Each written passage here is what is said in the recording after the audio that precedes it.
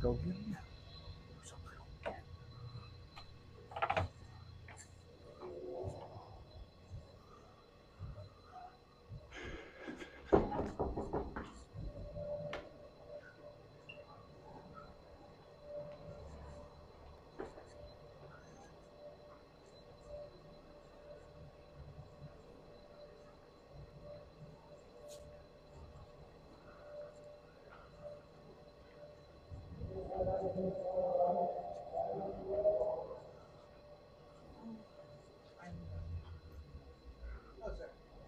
Good morning.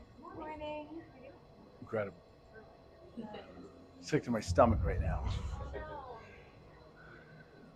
I might have some like pepto time. No, because of what I'm playing right now in front of 200 young ladies. Oh, you're innovation. Yeah. I remember from the last time you were. It's always great, but it's like, and I'm a girl dad, like 3 daughters, and it's like, it's not the young ladies, it's the adults. I know, that's what we'll say.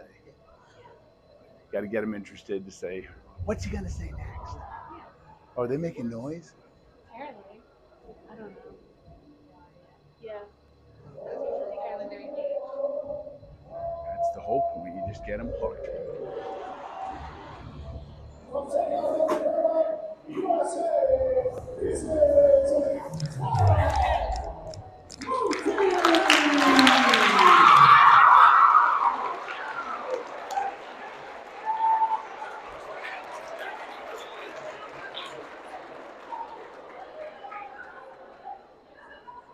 Good morning. Who knows what the name of that sport is? What is it?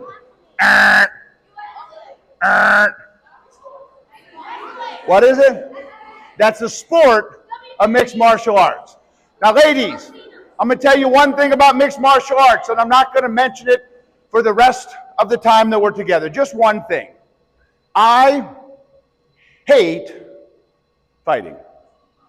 There's nothing that I find more despicable. There's nothing that I find more hurtful. That when I say a young man or a young woman get into a fight to try and solve their problems.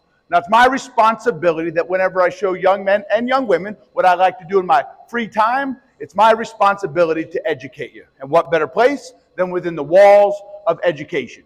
So if I were to go down to a library right now, grab a dictionary, open it up to the word fighting, this is what you'd see. It's a verb to use violent physical means such as blows, fists, or weapons to overpower someone. Now, some of you are going to think, aha, that's exactly what you were doing. You were using your fist to overpower someone. How can you say you hate fighting? Well, the key, students, educators, it's in the definition. It's the word violence. I've never gone into a ring and thought, man, I can't wait to kill that person. I can't wait to murder them. I've always gone into the ring, students, educators, in the spirit of competition, the process of trying to win or do better than others. For me, that sport's no different than a game of basketball, baseball, maybe even a solid game of chess.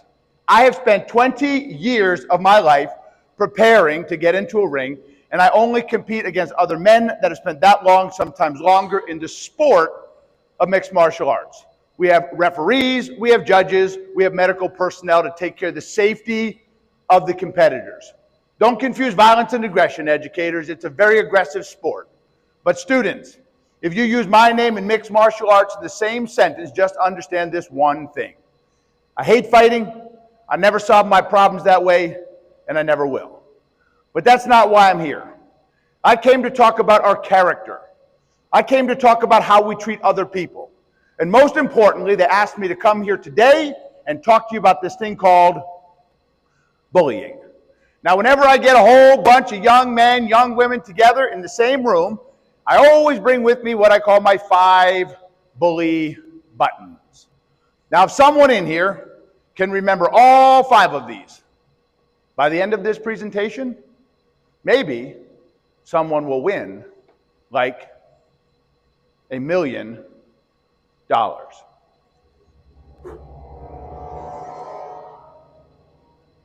Max, I know that you're in financial trouble. This box may be the answer to your problem. push this button, two things will happen. One, someone somewhere in the world who you don't know will die. Okay, and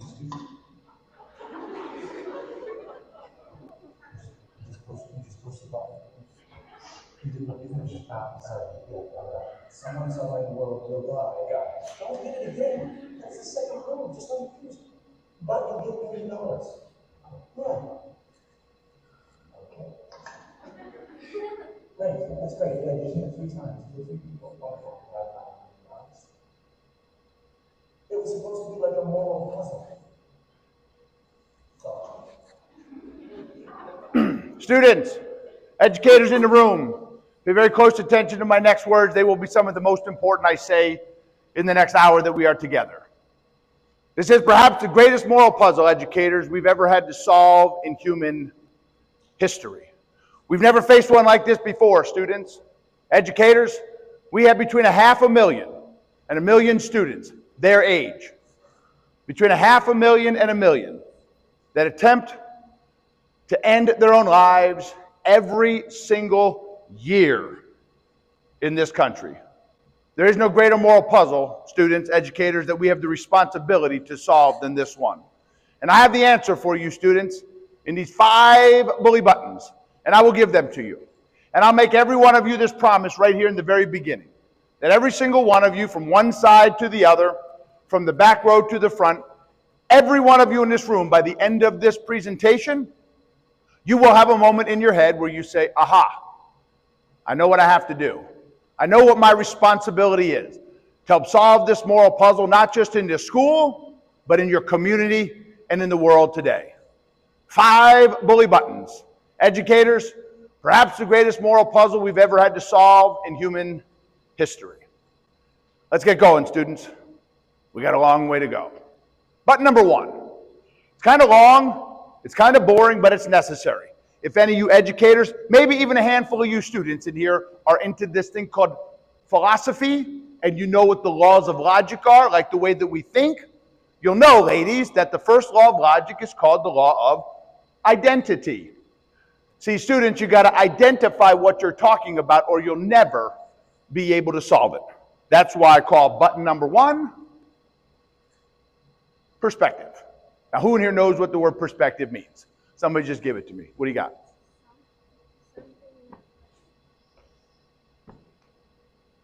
Perspective. Like the way you see. Yeah, you got it, sister. Like the way you see something. So if I say the word dog, some of you think of a tiny little wiener dog, and some of you think of a great big dog.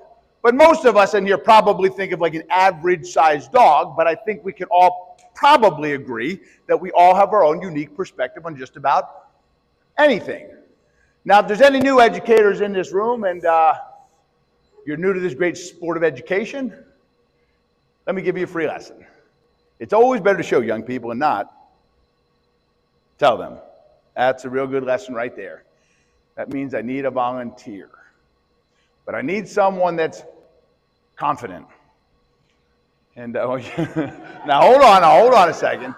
I like picking some of these older students. Where's that one that's got a little chip on their shoulder? You know, like they're a little bit too good at sports, you know, and they know it, and they let everybody know. Y'all got to show me.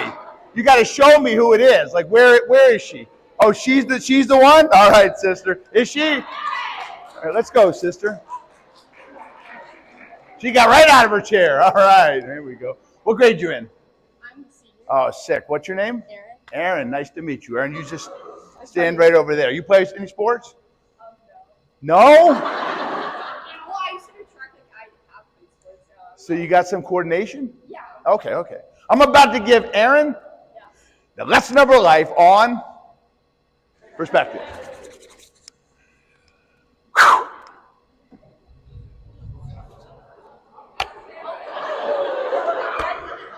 Erin, get over here. I'm about to give you a lesson of your life on perspective. Okay. I'm just kidding. Okay. Erin, this here's my perspective stick. Okay. In just a sec, I'm going to hand it to you. In front of all of these students, Erin, I'm going to give you a chance to sit down with that. Okay. Now, are you cool, or do you want me to pick someone else? No, I'm fine. I thought so. Now, listen, I'm not capping, Aaron. I've given this away 5 times since I've been doing this. 5. You could be number 6. All right? Now, Aaron, all you got to do is take the perspective stick, put on 2 fingers just like this. When I say go, you just simply let go. That's all you have to do, Aaron. All right? Now, Aaron, here's the thing, though. You got to get it on the first try. Which try? First. Now, if you can balance the perspective stick for a whopping whole 10 seconds. How many? 10. On which try? First. If you do it, I'll give you that $100 bill. No cap. You're a lefty? Oh, shoot, I picked a lefty. All right, I know. Picked a bad one. What does that mean? What does that mean? No, whoa, you can't practice. I said one try. No! Were you paying attention? Yes. When I say go. You have a hard time paying attention? Me too. It gets better when you get older, trust me. Not really, but here we go. Now look right at me here. Turn this way. All right, 2 fingers. Now, Aaron, 2 things are going to happen here when I say go. Number 1, I'm going to count slow. A lot of money. All right? But I promise I'll keep going. My point is this. Move your feet. Don't stand still. All right? You get 1 try. Now, here's the only rule. You see where your fingers meet that stick? Yeah, they just do there. You can't take your eyes off that spot. That has to be your perspective, the way you're looking at this. Okay. I'm going to watch your eyeballs. If they move, I snatch the stick, you do the walk of shame. All right? Okay. So don't move your eyes. Okay. Look right here. Okay. All right? If you keep your eyeballs there and I say 10, I promise you, I'll hand you that $100 bill and you'll be the rock star of this school. All right? Here we go. Ready? On your mark, Aaron. Get set. Get set! You got a good mama, huh? Gee, she taught you. All right, I ain't playing this time. You ready, Aaron? Here we go. Don't change your perspective. 1 try. On your mark. Move your feet, Aaron. Can you get a little bit of an athletic stance? There you go. Here we go. On your mark. Get set. Go. 1, 2. Oh, God. I guess no $100 bill. Aaron, that was terrible. Get over here. It was terrible. What are you clapping for? Perspective is a funny thing, students, educators in the room. There's not one of you in this room that does not have the ability to change your own perspective on just about anything in life, just like that. But all too often, educators, students, we spend an entire lifetime looking at the wrong end of this stick called life. No money this time. I really would have given it to you. But when I say go this time, Aaron, in less than a second, in the blink of an eye, I want you to change your perspective, and I want you to look at the top of the stick. Set?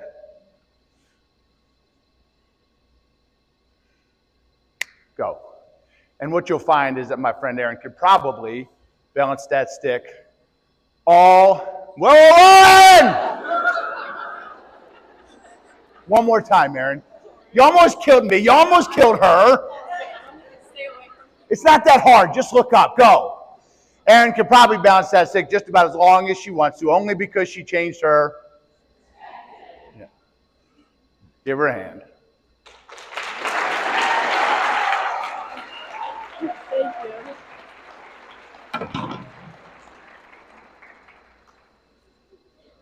I'm sorry. You traumatized her a little bit, Aaron. Jeez. Me too. Perspective is a funny thing, students, educators in the room.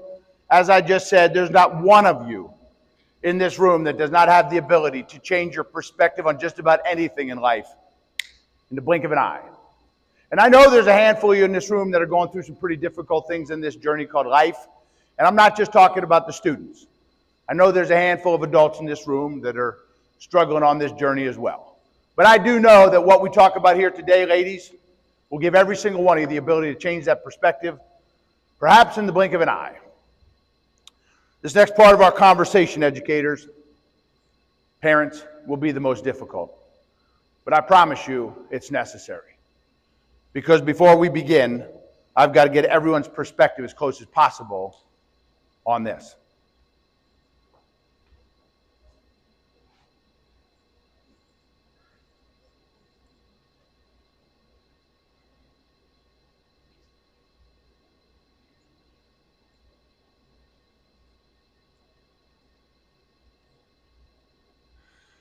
You got a good group of young people here, educators. I put this picture on the screen, and most groups this side, and there was a tiny little murmur that happened in this group. A group this size, there's usually a little rumble that'll roll across the crowd like this. Sometimes some laughter will sneak out, and sometimes even some young people will say some stuff out loud. But I did watch a few heads turn, whispered in their friends' ears. Group this size, there's probably a handful of young people in this room that knows exactly who that is. Because several years ago, maybe within the very shadows of this institution, maybe in this very room, locker rooms, cafeterias, places like that, there were young people across this great nation that watched Caitlin Nicole Davis from Cedartown, Georgia, end her own life when she live streamed it for the world to see. Now, don't think this is too heavy, educators, parents. She was 12 years old when she did the unthinkable. And people say to me all the time, they say, why? They say, oh my God, why? I like to talk to parents about this one. The first thing I say to a parent when they say that to me is, well, did you take the time to watch that show, Parents, Educators, that came out on Netflix years ago, that 13 Reasons one? A lot of parents say to me, students, they say, I don't even agree with that show. I say, okay, maybe I don't either, but I watched it. I just wanted to have common language with the young people I was talking to when it came out. So you can summarize that show into one word, educators, just one. It's the same reason why 22 service members end their own lives every single day in this country. It's the same reason that Caitlin Nicole Davis, Olivia Scott, Amanda Todd, Ryan Halligan, Tina Meyer's daughter, it's the same word. Here's the why. You don't ever have to ask yourself this question again. Because she felt hopeless. She felt like she couldn't hold on to the possibility that existed for her future, so she gave up. That's the why. That's why 22 service members do it every single day, because they feel hopeless. And then people say to me all the time, they say, okay, Tom, if that's why, then what causes a young person to feel that way? It's the same thing that caused a service member. See, students, educators, there's this common thread that weaves between all of us. It connects every single person in this room. You can't escape it, ladies. It's truly what it means to be human. You probably never thought about it before. Like after food, shelter, and water, what do we all need? Two things. Number one, some kind of meaning, some kind of purpose, some kind of significance. Educators, it was the great philosopher Friedrich Nietzsche. He said, he who has a why to live can bear any how. Those are like some old fancy words, students. But here's what he was trying to tell us. If you have some kind of meaning in your life, if you have some kind of reason, you can go through anything. And there's a whole bunch in this room that know exactly what I'm talking about. Because some of y'all are raised by single moms. Huh? And she can go through anything. Because she's got the greatest meaning in the world. You. But that young lady on that screen, she felt like she had very little meaning. Very little purpose. Very little reason to be around. Educators and parents, in the most technologically advanced civilization Earth has ever known, we have more and more young people saying, what's my meaning? What's my purpose in this world? That always leads someone to a feeling of hopelessness. But the other thing that we all share, ladies, the other thing that connects every single person in this room, you can't escape it. It's human acceptance. Now, you know this if you're a good educator in the room here, that they're nothing but a bunch of pack animals sitting here. Right? You all sat in your little packs with your friends, right?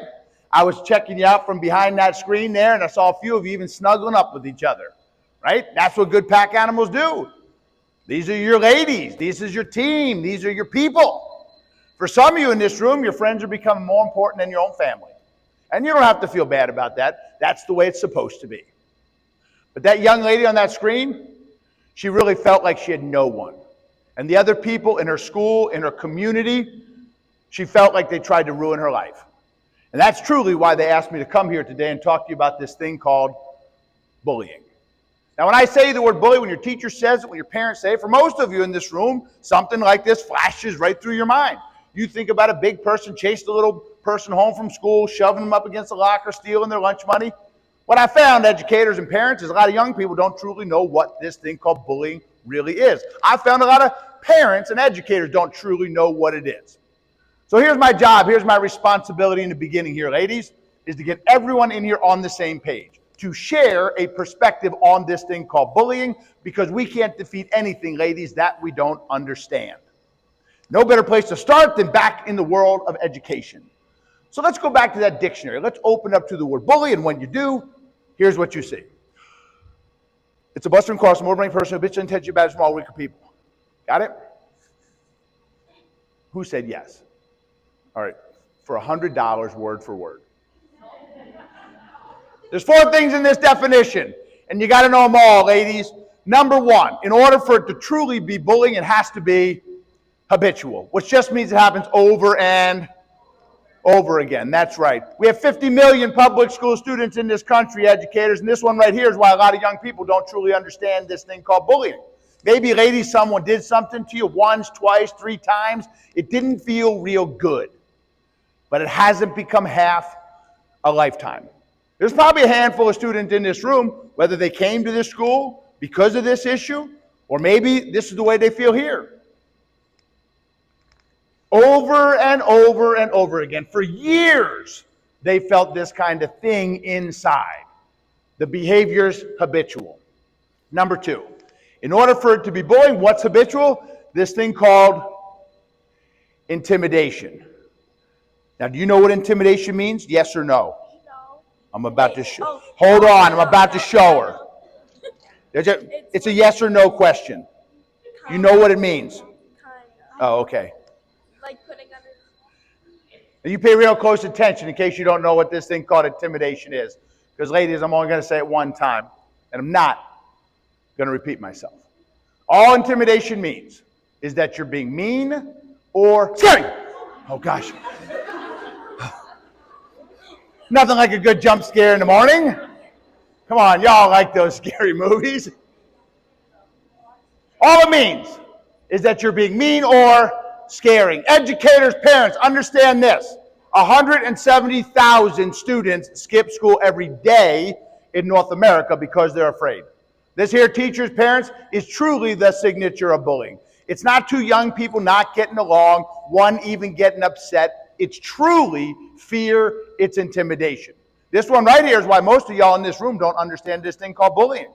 Someone did something to you, it didn't feel real good, but for a lot of young people, I wouldn't say a lot, a group this size, there's a handful of young people in this room that know exactly what I'm talking about, because for years they've been scared to go to school for one reason: terrified because of how they're treated by other people.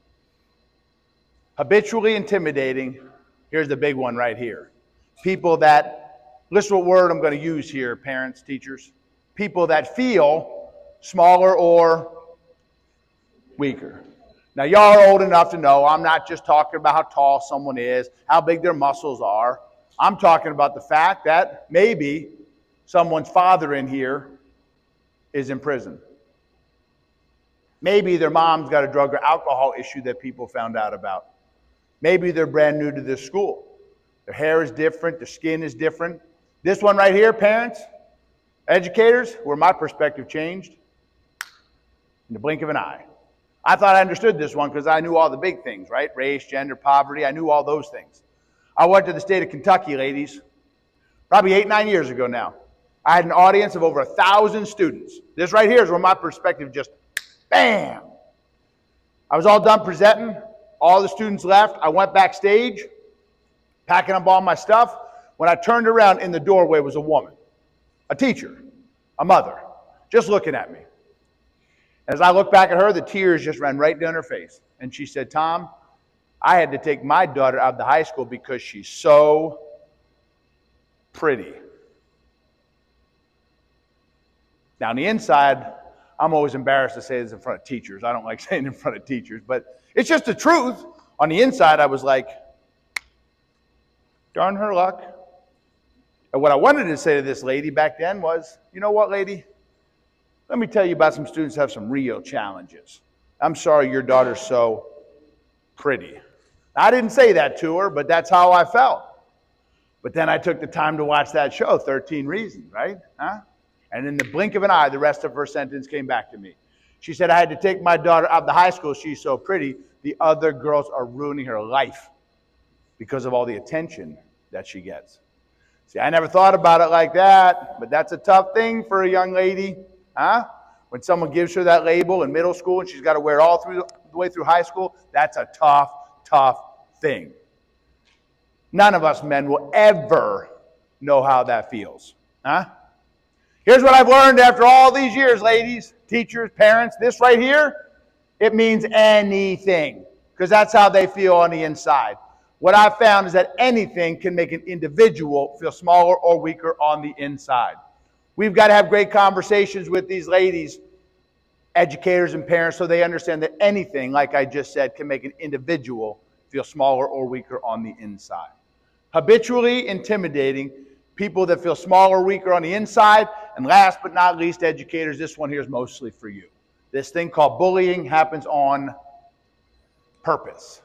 It's an intentional act, this thing called bullying. Now, you are a teacher here? Okay. Well, you look kind of young. I don't know. So. Anyway, do you know why young people do everything that they do? I mean, like why she just elbowed you and why they just talk out loud sometimes or whisper to their friends when I'm trying to talk. I mean, like everything. I'm going to tell you. So, and they should have taught you educators this years ago in teacher school. So I'm going to tell you why young people do everything they do. It's going to blow your mind. You ready? You ready? Because they feel like it. That's it. There's no magic to this one, parents and teachers. That's the part of the brain that's fully functional right now. These young people operate on their feelings. They talk out loud because they feel like it. They turn and talk to their friends because they feel like it. But what that also means, parents and educators, and I know most of you know this, it also means that a lot of these young women right here have very difficult things going on at home with their parents, their grandparents, their friends, sometimes even their pets. And sometimes young people do come to school, and sometimes they do mean and hurtful things to one another. It doesn't mean they bullied a single person. It means they operate on their feelings like they are supposed to. Those are called opportunities to help these young ladies grow and develop, but not bullying. Bullying truly happens on purpose. Habitually intimidating people that feel small or weaker on the inside, which means anything, and it happens on purpose. Okay, I told you this one was a little bit long, a little bit boring. Let me land my perspective plane by asking you just one question. How often, whether it's in this school or the school you came from, how often do bullies get away with their behaviors, ladies? Just none of that hand stuff. Just say it. Both sides, right? Who said that all the time? What's your name? Addison. Are these your friends? Is Addison a little bit, Yeah, okay. I'm not picking on you, Addison. Just pay attention. This is fascinating to me, educators. I've been all over this country, and I always find this the first thing that young person says, one of them. She said the same exact thing. Imagine this, educators. If I took a blank sheet of paper and I handed it to every young woman in this room, and I said, it's anonymous. Could you write down the name of one person in your school, in your community, the school you came from, that gets treated the wrong way, that got picked on, made fun of, teased on a regular basis? Could you write down one name? Yeah, of course they could. And if you flipped it over, whether it's in this school or a different school that you came from, could you write down the name of one person you might even think is a bully? Oh, sure, they could do that. No problem. Fascinating to me, educators. And that's why, just like my friend Addison said here, 96 to 97% of the time, in the best schools across this nation, that behavior's gotten away with. But the crazy thing is, educators and parents, every student in this room could tell you where it happens, when it happens, why it happens, and who it happens to, and it's gotten away with. That should blow your minds. 85% of all of that negative behavior, I'm landing on this right here, 85% of all of that negative behavior, educators, parents, is done in front of other people. And that's the reason I'm here, ladies. I did not come here for kids that get bullied. I know that sounds kind of weird. I did not come here for kids that are bullies, young people. I truly, honestly, ladies, came here for the rest of you because you're the solution. You're the key to solving this forever, not just in this school, but in your community and especially in the world today. The rest of you, and I'll prove it to you. There's some perspective for you. Maybe now, next time, ladies, you hear that word bully, you'll think about it just a little bit differently. Bless you. Let's get started with that solution, ladies. And truly, the war that we're in, parents, educators, it's not a war against race. It's not a war against poverty. It's not a war against gender. I know we got issues with all of those things. But the war that we're in America today is a war against hopelessness. You realize, educators and parents, that suicides in middle schoolers between the ages of 10 and 14 since 2007 have tripled. This one blew my mind right here, especially in a group like this. And I'm a girl dad. I got 3 daughters and I got a son. So I've been through this way too many times. This one blew my mind when I heard this. Post-pandemic, directly from the CDC, you can look it up. 30% of young women across this nation have considered ending their own lives. That truly means 30% of the young women in this room have considered it. And if that's the war that we're in, our solution, ladies, has to begin with this thing called hope. Now, let me tell you what it stands for, ladies. It stands for Hold On, Possibilities Exist. HOPE. We have a generation of young people that don't feel like they can hold on. They don't feel like there's possibilities that exist for their future, so they're willing to give up. I've been across this country, ladies, and I've been touched and affected by more young women than young men, hands down, in terms of their courage to talk about how they feel on the inside.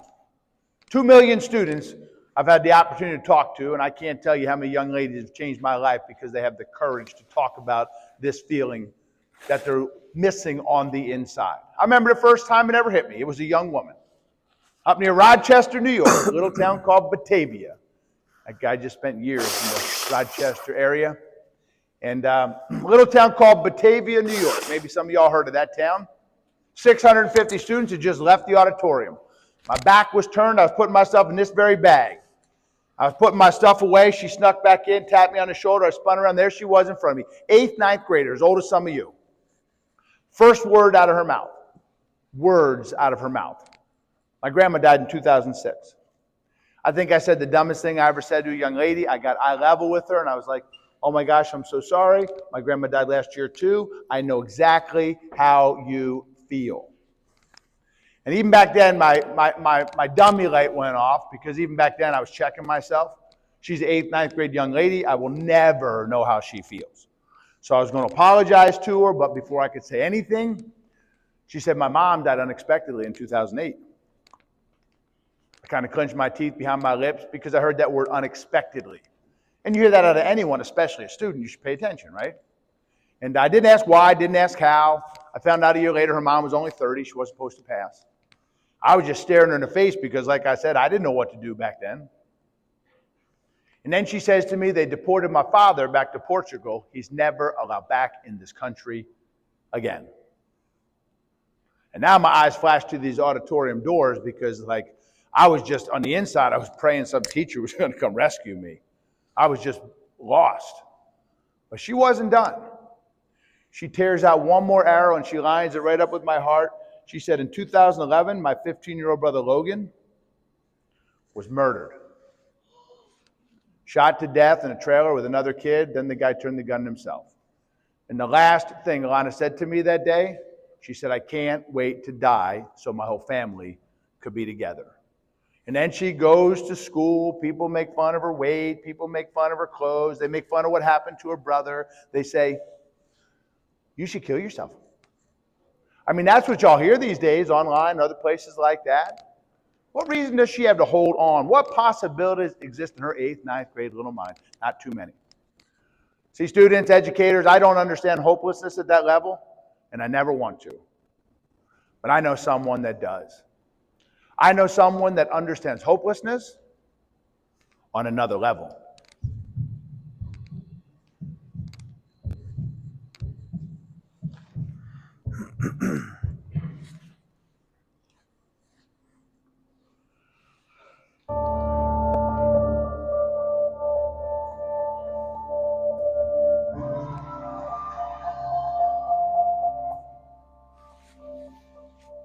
I heard the boom, and as soon as I heard the boom, I was on fire. There was no time to react other than, the hatch above me was open. Thank God. If it wasn't, I would have never found the lever to get out.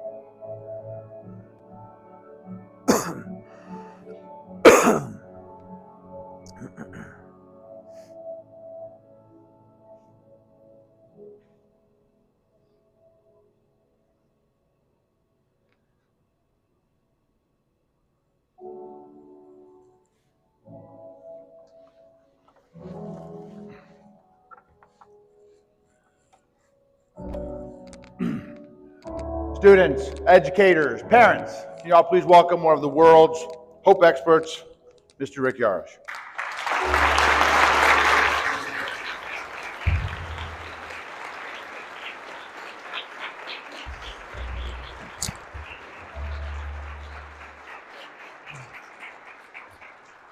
Well, thank you all very, very much. Good morning. How you all doing? Good. All right, so as Tom said, my name is Rick, and I get to talk to you today about my favorite button. And that is button number 2, and hope. And some of the times in my life where I have lost hope. Some of the times in my life where I've gotten that hope back. And then some of the most difficult times in my life where I have truly felt hopeless. And really, my story of hope and hopelessness begins on September 1st, 2006, when I was a soldier in the United States Army, and I was deployed in the country of Iraq. And I was on a patrol on a road I had been on many times before in a vehicle called a Bradley. Now, for those of you that don't know what a Bradley is, now you do. That is a Bradley. It's basically a small tank. Well, that day that I was on that patrol, it was a little different than every other day, because this day somebody had actually buried an IED underneath the road. IED stands for Improvised Explosive Device. It's basically a homemade bomb. Well, my Bradley ran over that bomb, and the bomb exploded. And the explosion went through the bottom of my vehicle up into the turret where I was sitting. But also in the turret where I was sitting is where we have our fuel tank. And it hit the fuel tank. And that's an actual picture of my Bradley after it had burned for many, many hours. Now you can see from the picture before where that guy is standing, that's the turret. That's the part of the vehicle that I was in. And you can see in the next picture, there is no turret. It had melted into the vehicle.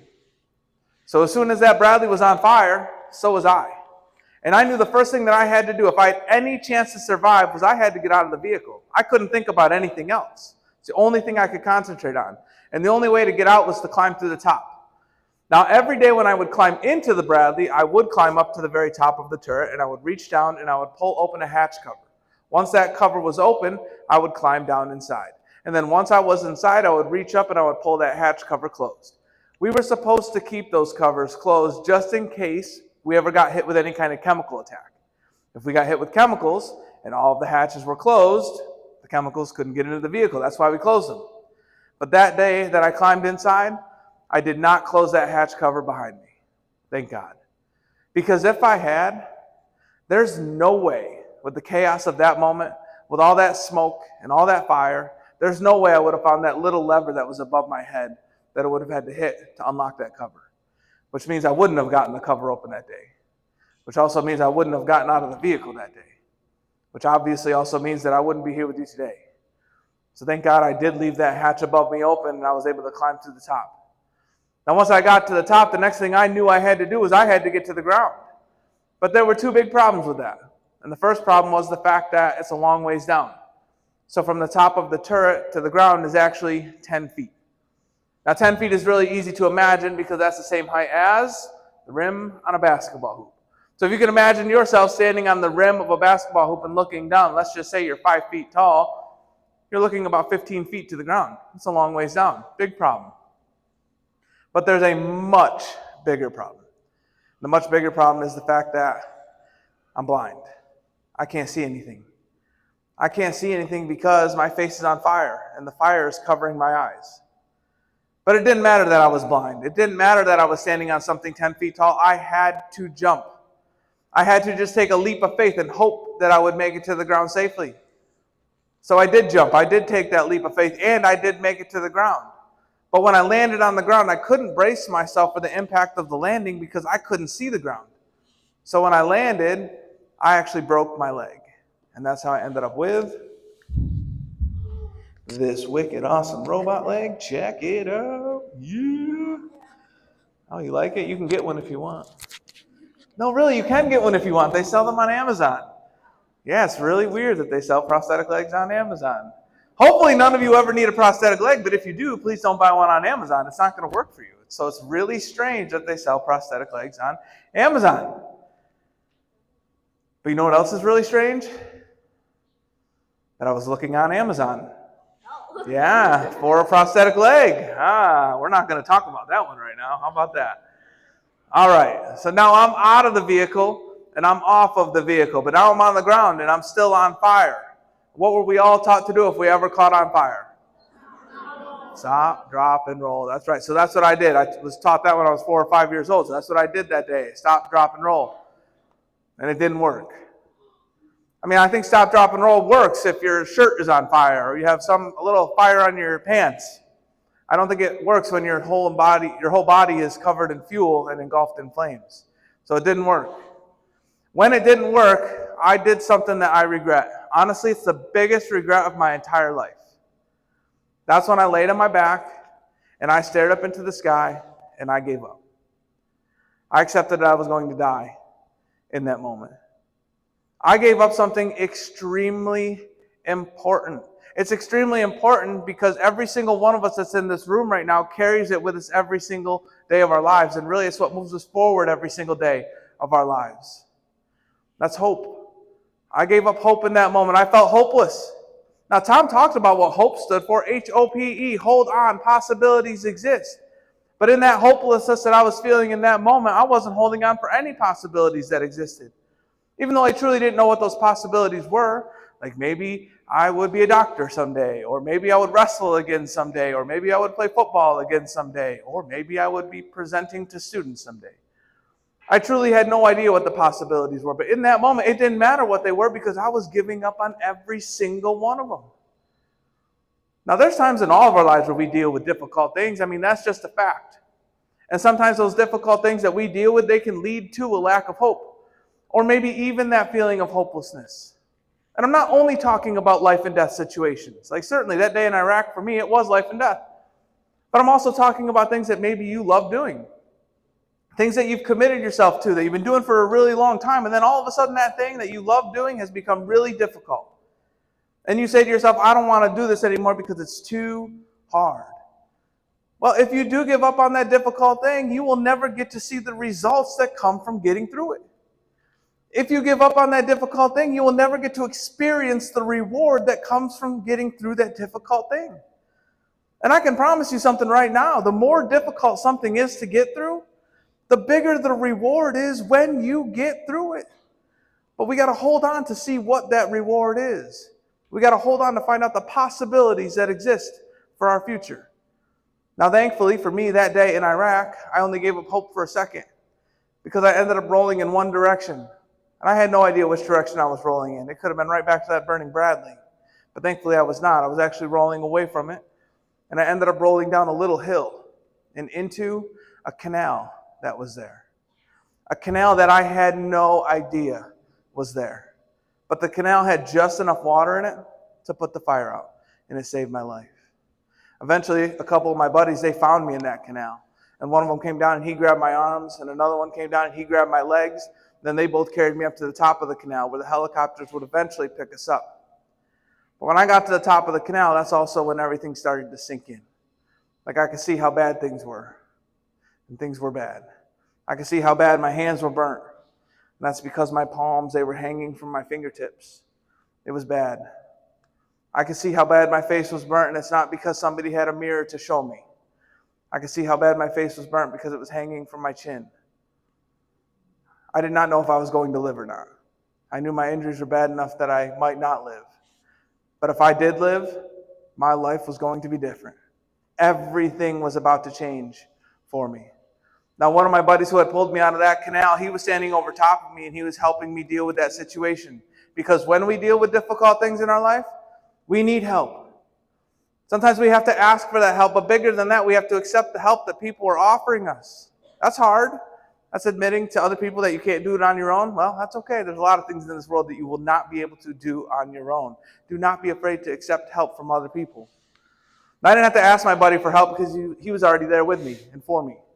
But I did ask him a silly question. I said, "How bad is it?" That's a silly question because I knew how bad it was. I saw my hands and I saw my face. It was bad. And as a good friend would do in that kind of situation, obviously, is lie. You don't tell me the truth. The truth is, Rick, it's really bad and you might not live. That's not what he told me.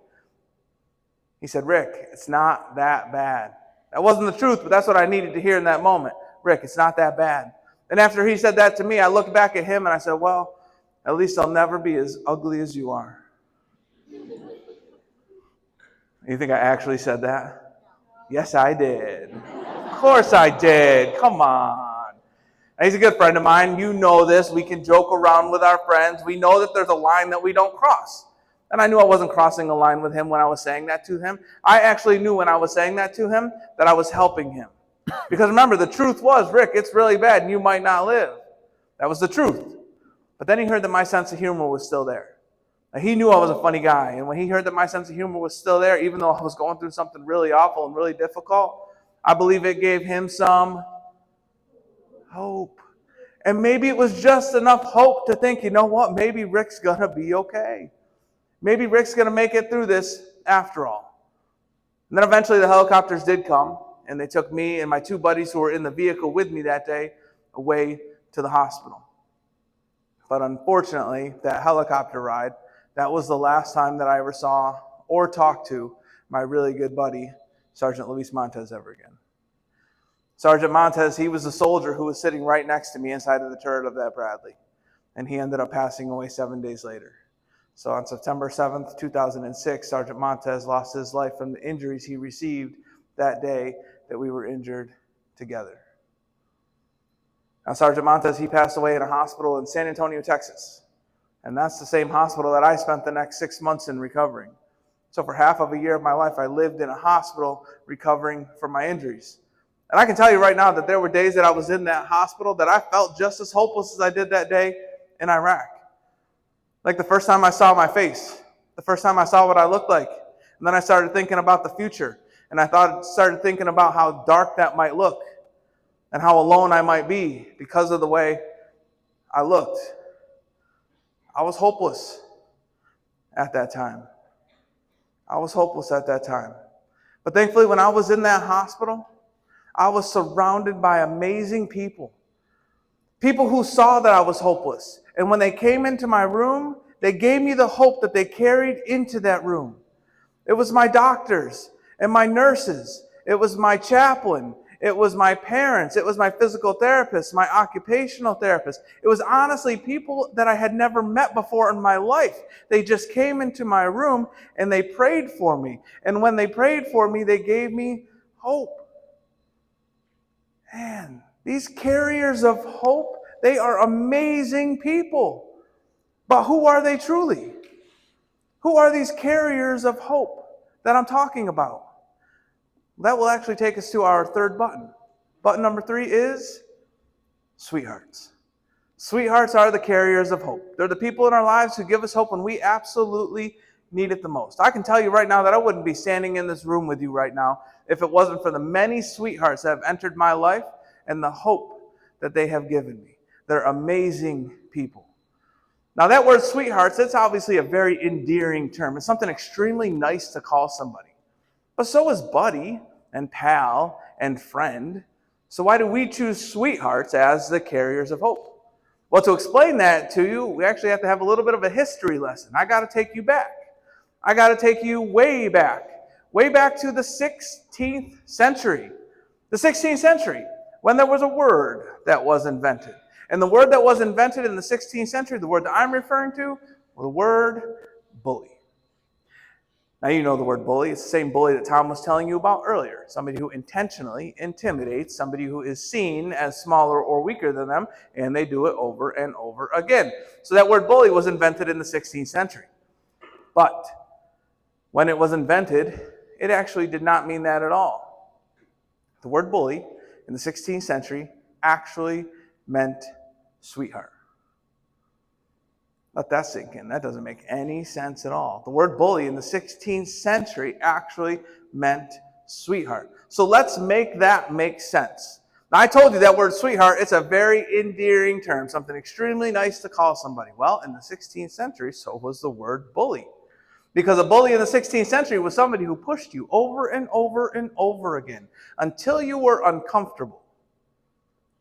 But wait a minute. Doesn't that sound like the bully of today? Somebody who pushes you over and over and over again until you're uncomfortable? Well, in the 16th century, they would push you over and over and over again out of your comfort zone to make you better. That's how it was supposed to be used. I didn't look at it this way when I was your age.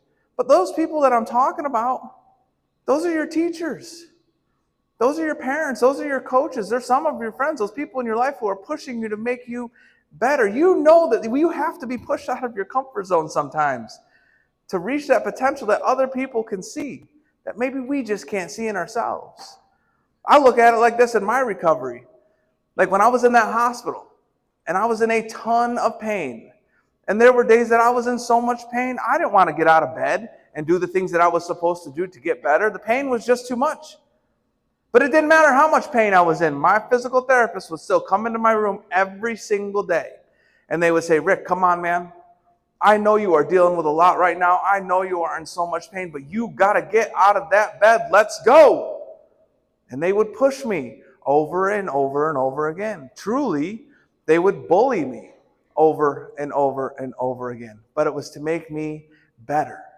And I can tell you right now, on the days that they did those things, I did not like those people. Today, I love those people because I know that I wouldn't be who I am today or where I am today in my life without those people, those 16th century bullies. And educators, if you get an opportunity later today, later this week, please talk to your students about who your 16th century bullies are. Who are the people in your life that you just wouldn't be who you are today or where you are today without? We all have them, and I think it's extremely important to share them with the students. I needed a lot of those 16th century bullies when I was in that hospital. I needed a lot of those sweethearts. I needed a lot of hope. But then I got out of the hospital. When I got out of the hospital, people were like, yeah, Rick is doing better. Yeah, physically I was doing a little better, but mentally I was a mess. Because here we go. Now I got to go out in public looking like this. And when I went out in public for the first time, every single person that saw me was surprised by what they saw. Every single person was staring at me, which honestly, I can deal with.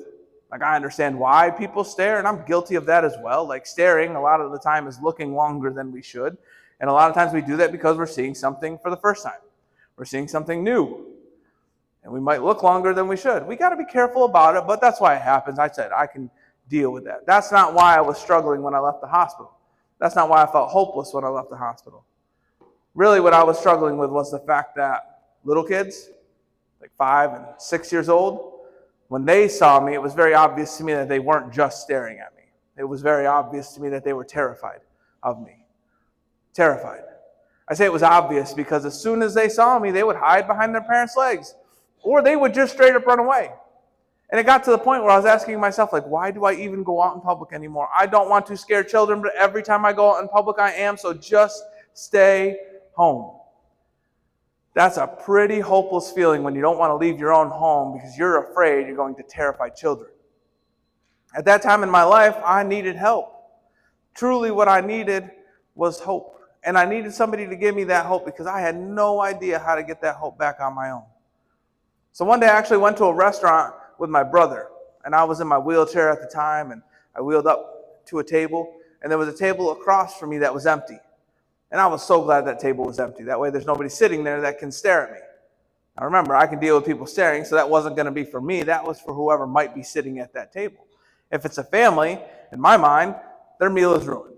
Their evening out is going to be ruined because they're going to have to tell their kid the whole time, turn around, sit down, stop staring. I didn't want to ruin anybody's evening out, so I was glad that table was empty. But it was not empty for long, because eventually a family did sit down. And in that family, there was a little girl, about 5 or 6 years old. And of course, she sits on the side of the table where she's facing me. So she's staring at me, but that's okay. Everybody in the restaurant was staring at me. It didn't matter how old they were. They were all trying to figure out what happened to me. But I could also see the fear in that little girl's eyes. Now, she was sitting right next to her grandfather, and her grandfather saw exactly what I saw. He saw that she was staring at me. He saw that she was afraid of me. But he did something that I did not expect at all. He actually leaned down close to her, and he quietly whispered to her, "Go say hi to him." He wanted his granddaughter to come over and say hello to me, putting her in a really uncomfortable situation. Well, she didn't move. She was too afraid. She didn't want to come over. I was okay with that. I didn't really want her coming over either because I knew how it would end. So she didn't move. But the grandfather didn't give up. He said it again. "Go say hi to him." And this time that little girl, she did start to come over to me. I did not want her coming all the way over to my table because I knew how uncomfortable she was. I didn't want to make it worse for her. So when she got about halfway over, as nicely as I could say to her, I said, "Hey, how you doing?" But as soon as that first word came out of my mouth, she stopped dead in her tracks. It was like she saw a monster. And she turned around and she ran back to her grandpa as fast as she could. And I'm like, you know what, Rick? Just get used to it.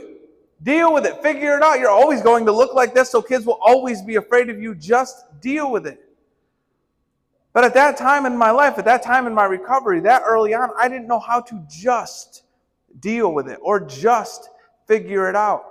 I needed help. I needed hope. So that little girl, she ran away from me and she got back to her grandpa and she looked at him and she said, "Grandpa, he's really nice. He's really nice." That is not what I thought she was going to say. That's not what you thought she was going to say either. Like if we thought she was going to say anything at all, we think she gets back to her grandfather and she says, "Grandpa, he's really scary." But that's not what happened.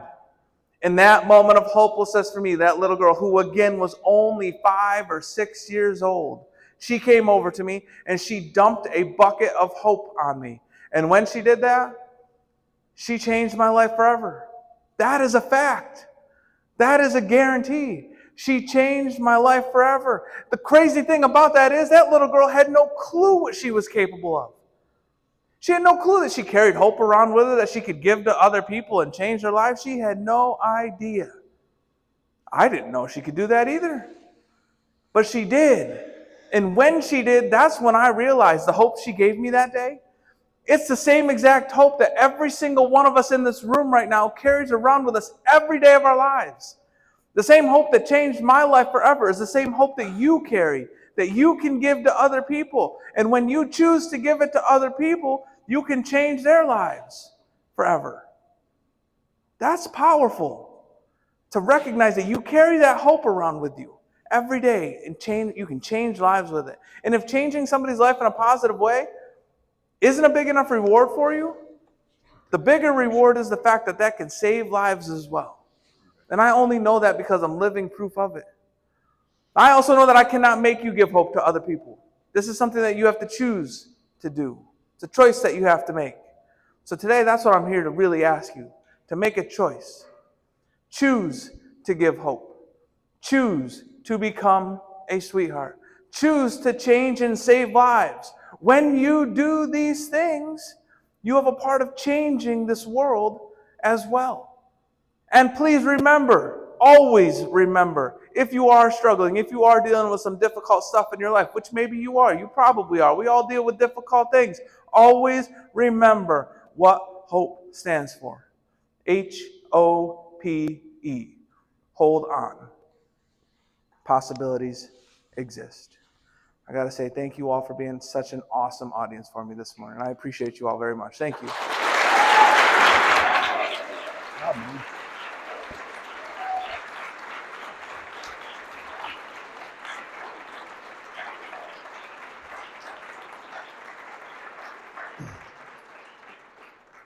You know, students, educators, and I used to look at that man as an American hero for what he did for our country, but I'll be honest with you, ladies, I never look at Rick as an American hero for that anymore. I look at that man as an American hero because he's given more hope to more students than anyone else I've ever met. There's young people all over the country that look at that man and say, that's how I feel on the inside, like I'm on fire, socially, psychologically, emotionally.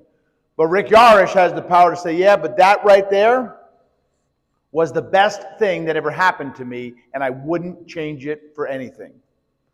I remember the first time he told me that. Remember where I was standing? And I got to thinking as soon as he said that,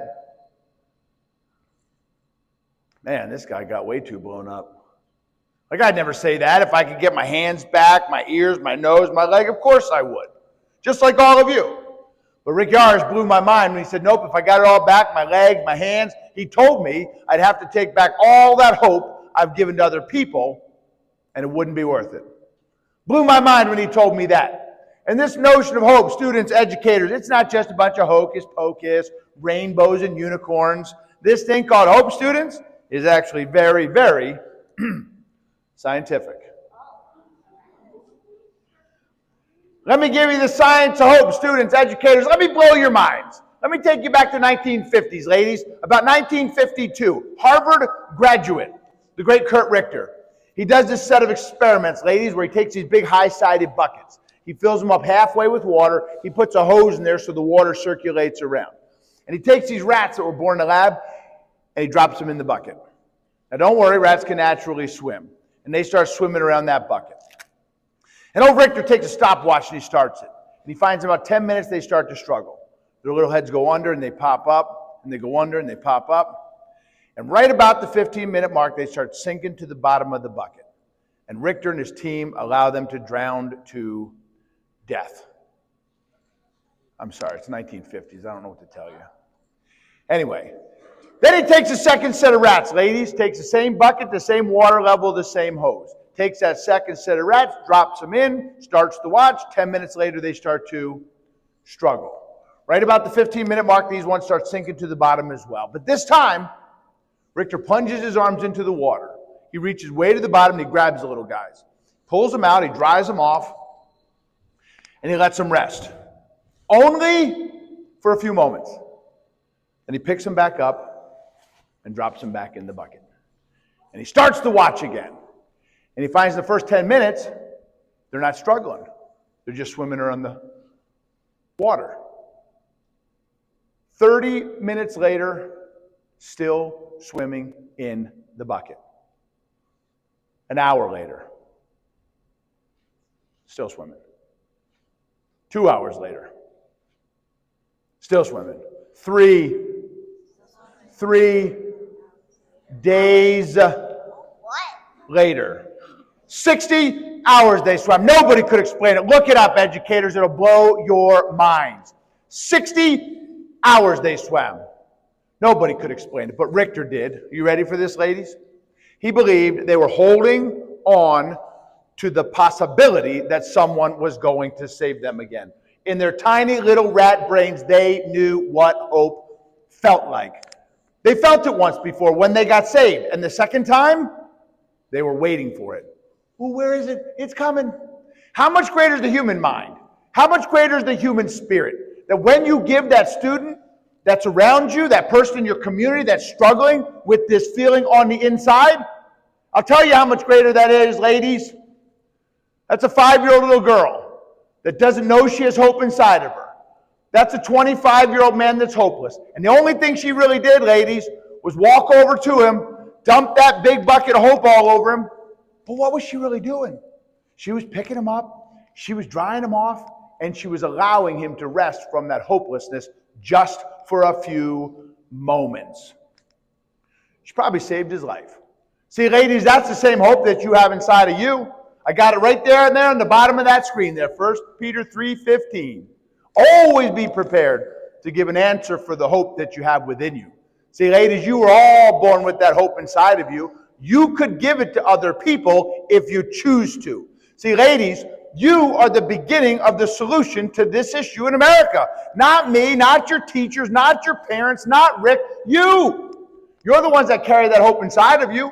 You could give it to the other people around you that are struggling. You could become one of these 16th century bullies, one of these sweethearts. You could change someone's life forever. We got 3 buttons down. Perspective, hope, and sweethearts that carries a hope. It's a choice you can make today, ladies.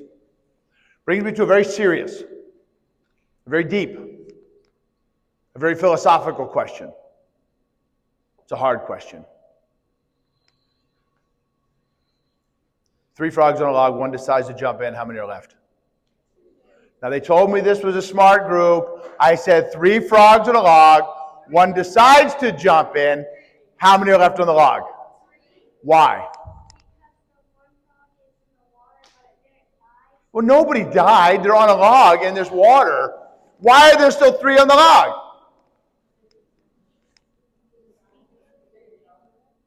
It only what? It only decided, just like y'all decided to clean your rooms last week, they're still a mess.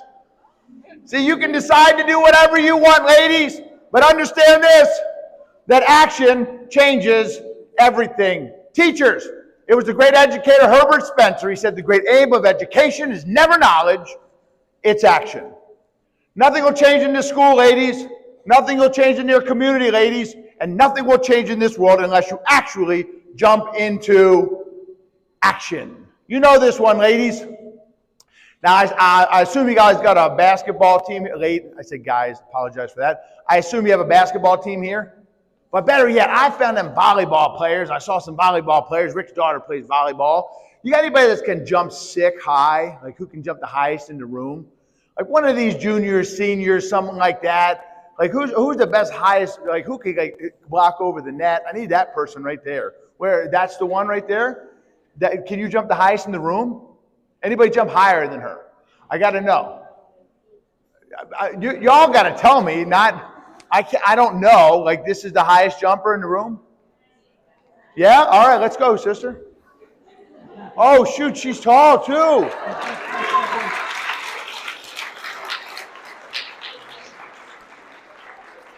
Rick, I might be in trouble here. Volleyball or basketball? Oh shoot, Rick, I might be in trouble here. What's your name? Maggie. Nice to meet you, Maggie. Maggie, this here, my magic sweetheart, berry dust. You see that? Want to smell it? Maggie, that's a terrible idea. You know what your mother would say if she was here? She'd be, yeah. Anyway, it's not really fairy dust. Maggie, let's come over here so we can all see this. Now, they say you got the juice in the old engine here, so let you put a couple fingers in there. You can probably jump with those on, or you want to go socks? You sure they're untied? Want to go socks or what? I just don't want no excuses, Maggie. So Maggie, I'm going to have you put a couple fingers. I'll see wherever you start. You go one, I'll go 1, 2, 3, and you show us how high you could get. All right? And afterwards, I'm going to make you look silly. You want to stretch out or nothing, Maggie? I don't want any excuses, Maggie. You good? You sure? All right. Now, Maggie, that's just to mark the wall so we can see it, okay? Now, listen.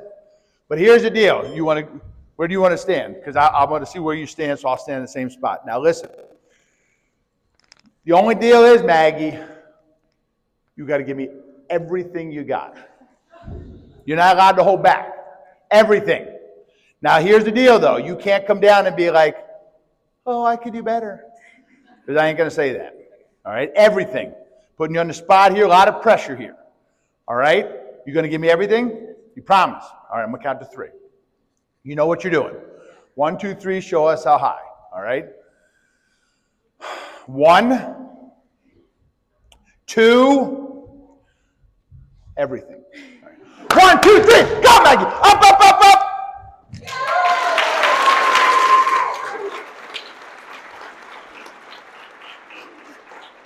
With your height, Maggie, that's pretty good. Now, I got to ask you a serious question, though. Why'd you lie to me? Huh? Why'd you lie to me, Maggie? Huh? Why'd you lie to me? You didn't? You gave me everything? Huh? Oh, so you don't want to try again. Maggie, I didn't say I was jumping. I said I was going to make you look silly. So you don't even want to try. Yo, Maggie, you want to smell this one? You don't even want to try, do you? You couldn't get like a centimeter higher. Y'all want to see her try, don't you? Oh, shoot, Maggie.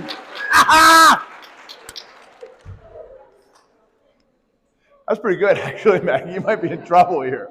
Don't let me down here, Maggie. Now, Maggie, I'm going to give you one more try. But you can't go no higher. You already did your best. Remember all that stuff you were saying? I wasn't going to come down and say you could do better, all that stuff? Yeah. You might be in trouble, actually, Maggie. That's pretty good, to be honest with you. Now, Maggie, make sure you jump to the right or left of it. I don't want you to hit the same spot because I don't want to get in an argument with you, but you know what I mean? Like, but it ain't going to matter because you can't get no higher. Now, Maggie, did you see the beginning of this assembly? So you know what I can do in the ring? Don't try and grab that and run because I'm fast too. Here's what I've learned, students, educators, parents. My friend Maggie, she'll never get higher. You all got to create an environment of hope for her. So check this out. Let's go, ladies! Let's go! 1, 2, 3, go, Maggie! Go, go, go! Oh! Yo! Wow! Man, Maggie, those are my favorite ones right there. A lot of times that young person gets this much higher. But that right there tells me that Maggie really did try and do her best. Whenever I see him get about this much higher, I know she gave it everything she got the first time, but y'all pulled a little bit more out of her. Give her a big hand.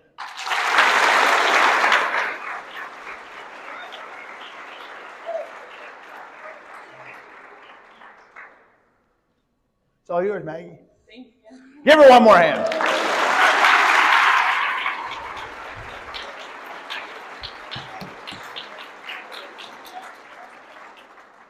Y'all pay close attention in this room so you don't miss this great lesson that just happened right here in front of your eyes. Educators, parents, as I said, we have 50 million public school students in this country. And when I walk up to any student in America and I say, hey, would you help that kid that's different? Would you help that kid whose mom or dad might be in prison? Mom's got a drug or alcohol issue, brand new to the school, hair is different, skin is different. Would you help that kid? Most of y'all shake your head and you'll be like, yeah, I'll help that kid. You know what I'm going to say to you? Don't lie to me.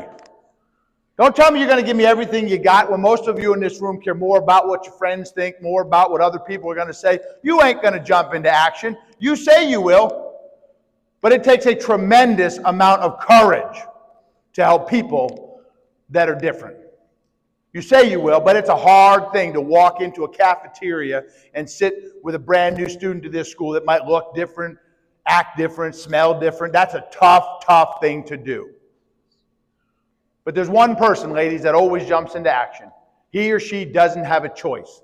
They were born for it. They were created for it. It's button number 5.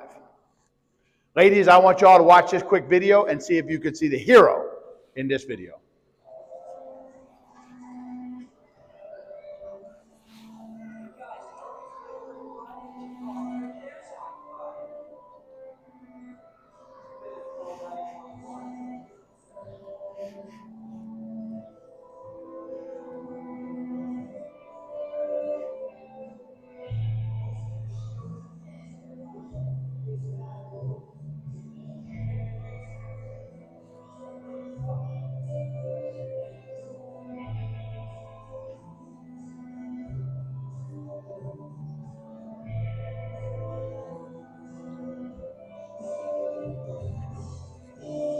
Did you see it, ladies?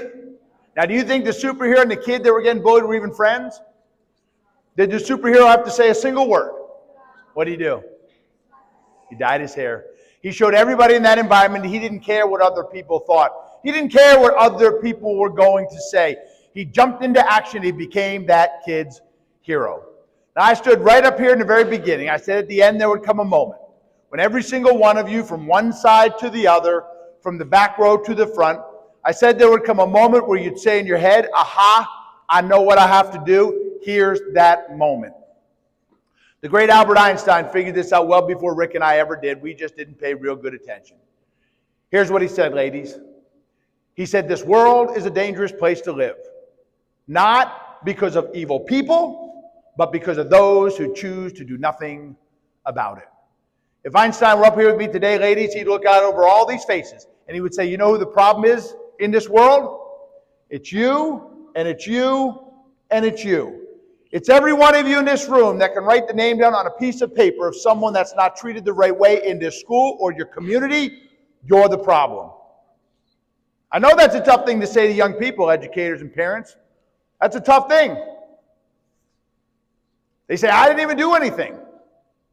We know there's two great reasons young people don't jump into action too.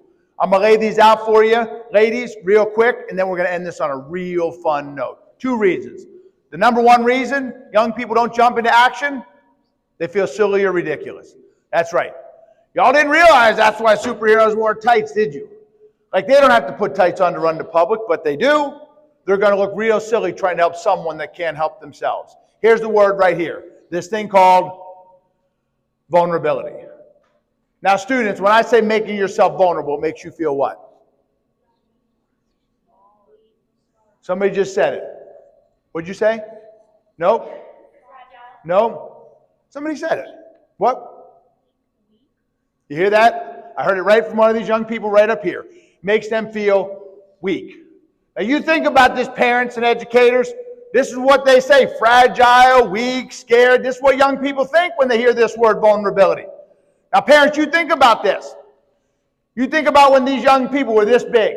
And they said, Mommy, I want to do the talent show. And she picks out a little song and she runs up on that stage and the talent show. We'd all say she's making herself vulnerable, right? She's opening herself up to attack. That's what the word means by definition. Psychologically, physically, emotionally. That little girl gets up there on that stage, she might forget her lines. People might laugh at her. But would anyone in this room tell me that that little girl is weak? Nothing could be further from the truth. Ladies, when you make yourself vulnerable, you always make yourself stronger. Superheroes live in the world of vulnerability, ladies. I know it doesn't feel that way. It's scary, it's hard. It makes you feel silly on the inside when people are looking at you. Vulnerability always equals strength, ladies. Always. That's a real reason right there, educators and parents. You talk to these young people. In the West here, we made young people feel that making themselves vulnerable makes them weak. That ain't true, ladies. Here's the other reason young people don't jump into action. I don't say this to hurt your feelings, educators, but it's just the truth. You too, parents. We've never really taught them what to do. They just don't have the strategies. As I said earlier, we have 50 million public school students in this country, and when I walk up to any one of them and I say to them, hey, what do you do when you see that kid being treated the wrong way? You know what most of them say to me, parents and teachers? Tell a teacher. They ain't gonna do that. Snitches get. They know this one. They ain't gonna do it because you tell them to. The best we ever did, ladies, when y'all were this big, we pushed you out the door in the morning. We're like, make sure you stick up for those kids that are different, okay, buddy? You know what I like to say to teachers? You should try that with math. Just explain the math problem one time and say, good luck, I'll see you at the test. Doesn't that sound ridiculous? You think a young person is going to go sit with someone that stinks because you tell them to one time? They ain't going to do that. I'll prove it to you, educators, that they don't have the strategies. Watch this. Ladies, all at once, as loud as you can. What do you do when you catch on fire? You ever meet anybody before today that's ever even used that? Huh? Ain't that the craziest thing? Yeah, most people have never met a single person that's ever used it. Once in a while, there's someone that gets, I said before today. But think about that, teachers. Every student in this room knows what to do and they never catch on fire. We have a generation of young people that are burning to death on the inside, and these young people don't know what to do about it. Think about that. Makes you wonder what else they teach you in school, ladies, you'll never use, huh? I'm just playing, okay? But think about that. You know why stop, drop, and roll works, brother? It's simple, it's action-based, it's life-saving. That's the formula. Ladies, I'm going to give you the stop, drop, and roll of bullying. You'll never forget it. They should have taught it to you when you were this big. You know where I got it from? The stop, drop, and roll of bullying? Well, duh. I've been to superhero school. Yeah, I know. Oh, wow. Anyway, at superhero school, they teach you a couple things. And when I got there, I was like, I can't do any real superpowers. They said, don't worry about it, Tom. We're just going to give you the old starter pack of superpowers. I know. I was like, the starter pack? No, Batman let me borrow that. I was like, the starter pack? And they're like, yeah, don't you watch all the movies? I said, I've seen them all. And they said, you'll recognize these three. And so will they if they watch the movies, educators and parents. They told me they're as easy as the ABCs. Y'all know the ABCs? Yeah. Perfect. You'll be able to do these as well. Now, when I was in school, ladies, this kid's name, the one everybody made fun of, his name was Brian Lindstad. Now, I was never mean to the kid, but I never did a thing to help him. But here's what they taught me at superhero school. They said the next time you go into the locker room or something, people are making fun of Brian, you don't have to talk to those people that are making fun. They said just do what every superhero does first. Huh? They'll recognize if they watch the movies. They said just fly over there. Don't talk to the people being mean to Brian, just do this. Yo, Brian, my locker's stuck. Can you help me? And they said just take Brian away. You hear that, educators? They know this one. Just take Brian away. It's simple, it's action-based, and it might just save someone forever. That right there, students, you can use that one today. The next time you see someone being treated the wrong way, you don't have to talk to those people. Just do what every superhero does first. Just fly over there and be like, could you show me where the principal's at? Okay, great. And take the person away. Hey, coach wants me to put all these balls out in the field. Can you help me? And take the person away. Every one of you could use that superpower today if you choose to. There's your first superpower, ladies, from the starter pack. Now, here's the next one right here. Now, a few of you are going to be like, that's not a real superpower, but I'll bet you it is. Become Brian's, not even his best friend, his what? His buddy. Now, some of you are thinking that's not a real superpower, but I'll bet you it is. I've seen this one in the movies, so it's got to be a real one. Y'all think that old Superman would ever fly up to somebody that's fallen from a building? Imagine this cat's falling from the building right here, right? Can y'all imagine old Superman getting right in his face and doing this as he's falling? I'm going to let this one hit the street. Can you imagine Superman doing that? No. That's why he's Superman. Superman don't care who his dad is, who his mom is, what he looks like. All them superheroes make everyone one of their buddies. They even help the bad guys sometimes. This is the hardest superpower in the world, ladies.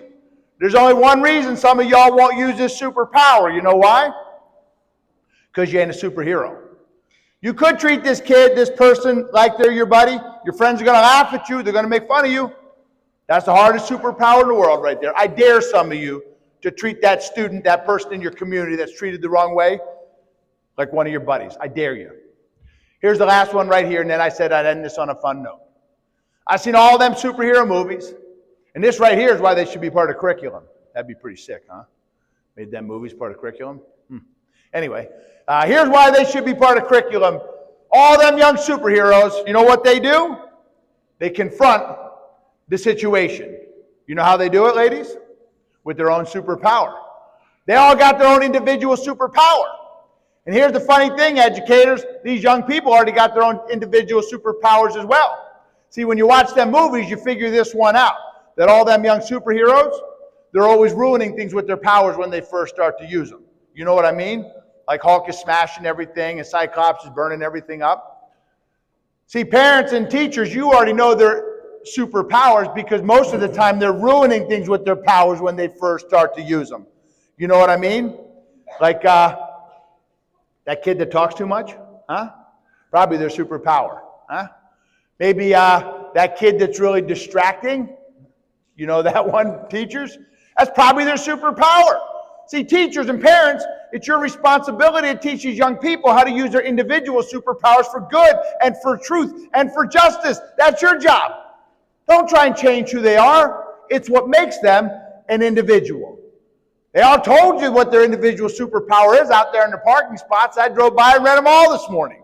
I know what some of your superpowers are. Being late for school all the time, that's a heck of a superpower. Where's she at, huh? Oh, shoot. Sometimes you got to confront it your own way, ladies. But if it doesn't work, you might have to do what old Superman did at the end of that one movie. Remember when he had to call old Batman for help? That's right, students.